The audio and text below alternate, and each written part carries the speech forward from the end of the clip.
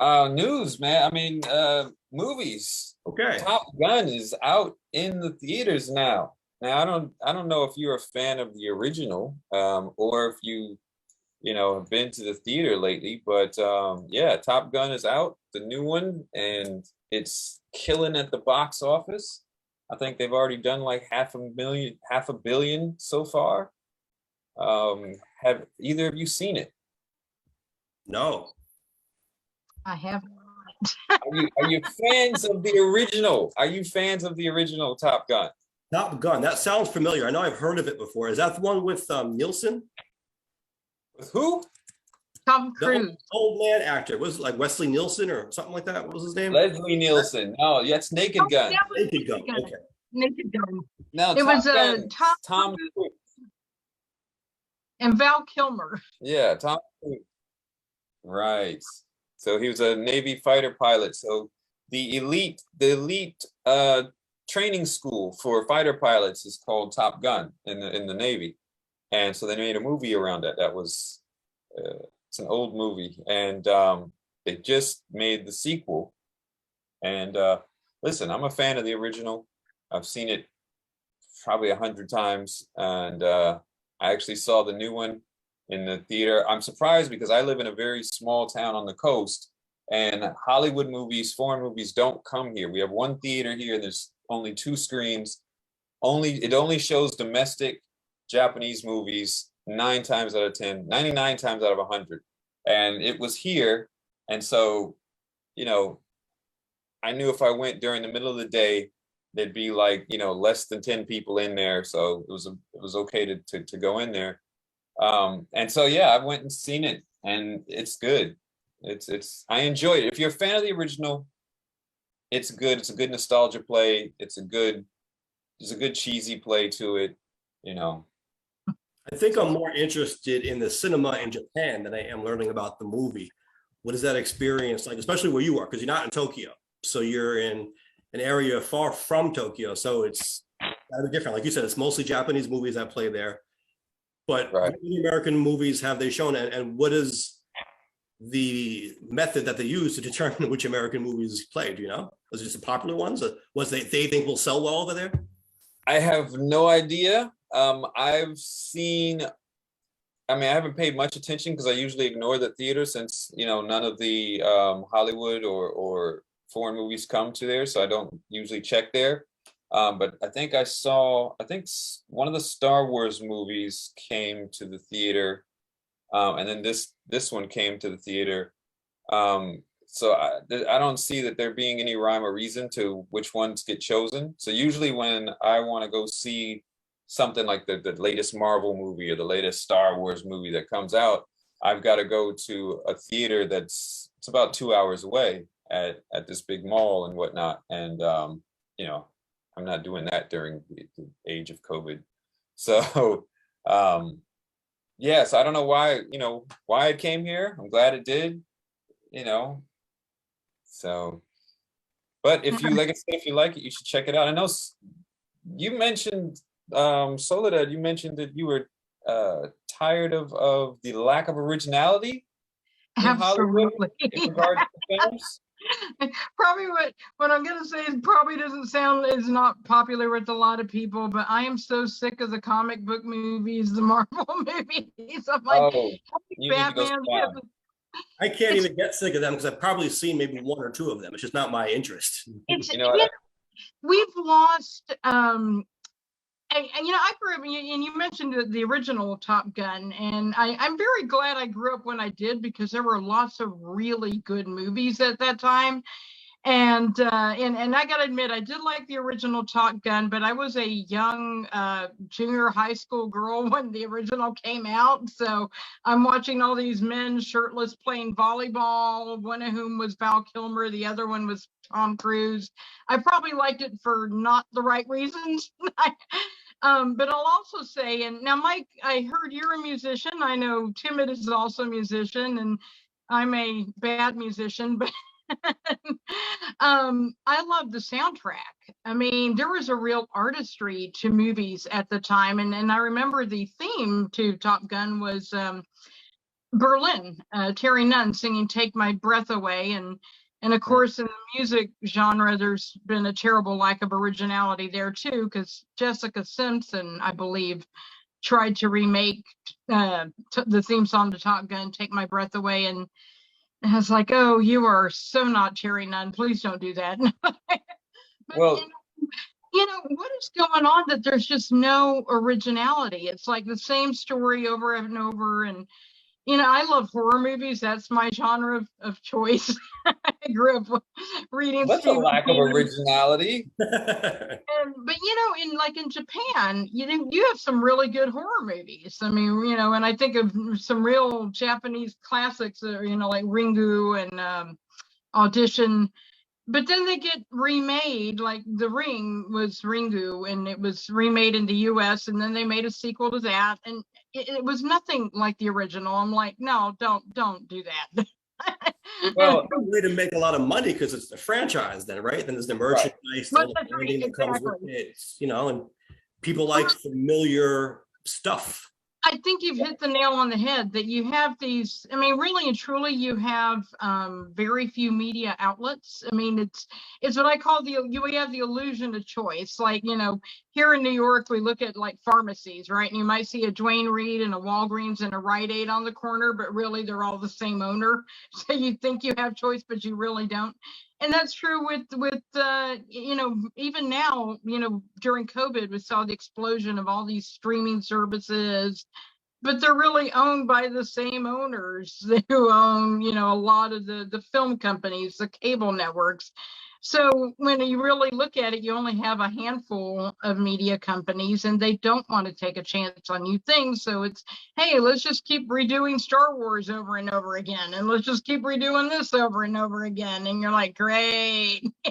okay, now I can't let that stand. I'm sorry, I can't let that stand. There will be no Marvel movie slander in my vicinity. What they've done is incredible. It's never been done before. It's amazing. They did 24 movies, all interconnected stories over a decade worth of material. I'm so clueless, Jay, on all this stuff. I might have seen one Spider-Man movie. Is Spider-Man Marvel? Spider-Man is their number one character. Okay. So what about Batman? Was that DC? That's DC. That's completely different. They're I get that much. Because I was a kid. I remember Marvel versus DC. Okay, so Superman, Batman, that's DC. Then right. That. But someone was talking to me recently about like the MCU, the Marvel Cinematic Universe. Right. Like, no, this is not an MCU movie. It's just a Marvel movie. I'm like, what do you even talk? Like, what is the difference? They were trying to explain to me that like an MCU movie has all interconnected characters, and so it's not like about one superhero necessarily. It's about like all of them or a bunch of them or something. I'm still behind it. I don't think I've been aware of any of these. I don't even think I've heard of them. Well, that's the difference. Is like, I think maybe like Venom and Morbius, those movies came out under Sony, but they're Marvel characters. But because of a contract dispute from the 90s, Sony has exclusive movie rights for the Spider-Man characters. So the MCU was are movies put out by Marvel themselves. Like, they were failing around the end of the 90s, and they were selling off their movie rights to different places to raise cash. So they did a deal for like $7 million to Sony at the time. So Sony had movie rights to Spider-Man and all of the, his people in his characters, the villains and this and that. And so they put out a couple of Spider-Man movies. That was the Tobey Maguire stuff in the early 2000s. I think 2002 maybe, right? That first right. I think I saw that one. Right. And so they put out those, but they weren't put out by Marvel. They were put out by Sony. And so then Marvel started putting out movies, and the MCU exploded. And that's when they have the whole interconnected universe of different movies. I never even heard of these though. Like people say like now they're so great. How would I even hear of them? Like, are these like streaming on Netflix or HBO Max, or where would they be? They're everywhere. It's the most the most valuable franchise of all time at this point. Yeah, they're like, I don't know. Like I sometimes we hear like idle discussion, or like some friends will bring it up. I'm like, I was never aware of any of this stuff happening. I don't know. Well, yeah. You know what we've lost though, and I think about culture and with movies and music And some of these things are before my time, but you know, I love music from before my time as well. Like, and I think of like Bob Dylan and stuff, and singers like that who were singing about, like, really artists are the soul and consciousness of a people.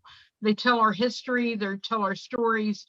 And I look at, you know, a lot of really good films and music that came out from the 60s, the 70s, the 80s, and they dealt with issues that were in the news at the time. You know, in movies about, how many movies were there about Vietnam? And issue everything, like movies about Vietnam that dealt with war. Then we had movies and music that dealt with the Cold War in the 80s. And because of that, I remember being a young child in the early 80s and being very much aware about, you know, tensions between Russia and the US, even as a little kid, because you saw that in the movies, you heard that reflected in the music. And, you know, and then I think of, you know, even issues like the stock market crash of 1987. I remember Wall Street, you know, that character Gordon Gekko. Look at our history since 2000. I mean, we were in Iraq and Afghanistan since 2000, 20 years of war. How many songs have we heard about either one of those wars? Not much. Not much. How many I think movies? I mean, there were a handful of movies, you know, like Jarhead that came out at the very beginning of Iraq. I think Redacted was a De Palma movie that dealt with. I want to say it was Melly Mel. It was on Anthony Bourdain. I believe so. I believe this was Anthony Bourdain's episode when he covered the Bronx, and he started looking at the history of hip hop and talked to some hip hop pioneers. I believe he was speaking with Melly Mel, but he was talking about that same idea that. Right. When they started, when hip hop first hit wax, yes, it was like the message. It was about stuff that was going on, right? Public Enemy, different direction, and the songs about the war in Afghanistan and Iraq and all this stuff never really got made. You had some stuff. I don't want to say there was nothing about that, but there probably should have been a lot more.